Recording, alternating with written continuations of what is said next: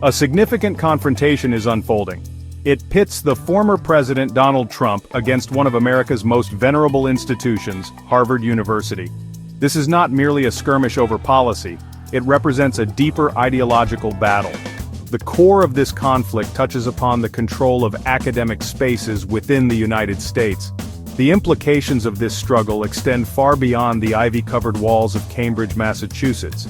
They resonate across the entire landscape of American higher education, and indeed the nation's intellectual future. The Trump administration, even after leaving office, has escalated its campaign. International students are a primary target. Federal funding for research is another. These actions have sent shockwaves through academia. They force us to consider the delicate balance between national security concerns and intellectual autonomy. The narrative being woven by supporters often paints elite universities as outposts of an un-American ideology. Conversely, critics see these actions as a dangerous overreach, an assault on free thought and scholarly independence. The Trump administration's focus on international students at Harvard has been particularly intense.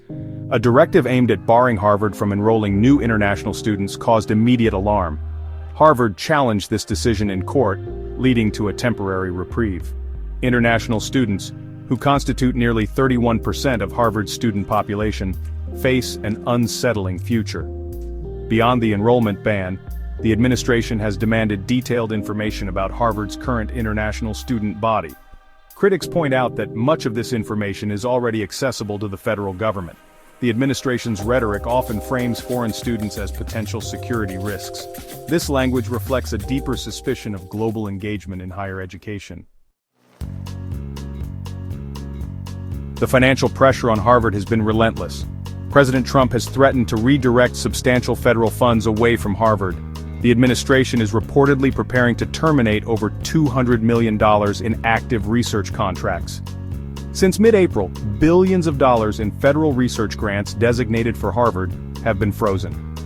The impact of these funding cuts is tangible and deeply concerning for specific, vital research areas.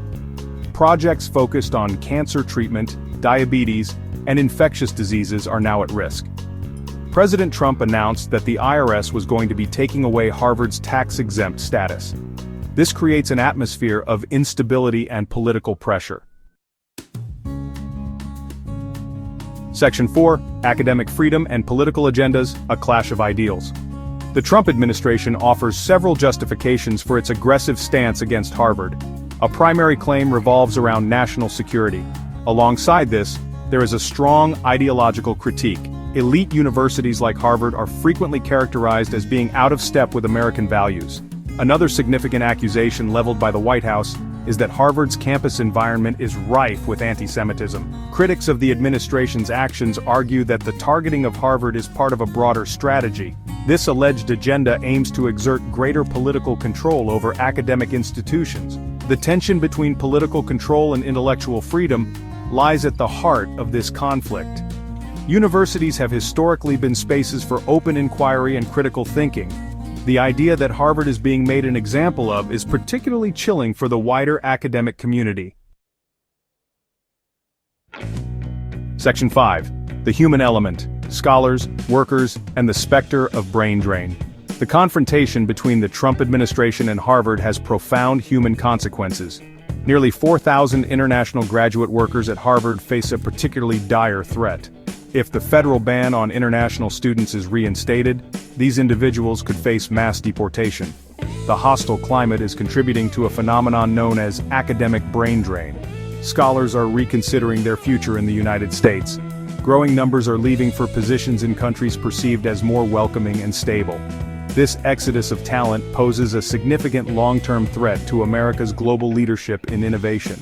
The personal toll on students and faculty caught in this political crossfire is immense. Section 6. Harvard's stand legal battles and internal pressures. In response to the mounting pressures, Harvard University has not remained passive. The institution has initiated legal action against the federal government on multiple fronts. An initial lawsuit was filed aiming to restore its frozen federal funding. Harvard President Alan Garber has publicly articulated the university's position. He emphasized that such cuts will inevitably impact the United States' ability to lead in science and technology globally. Despite public declarations and legal actions, there are reports of internal divisions within Harvard. Some within the university community are concerned about how aggressively Harvard should counter the government's demands. The outcomes of these legal battles will be closely watched by the entire American academic community. Section 7. Conclusion. The broader implications for America's intellectual future.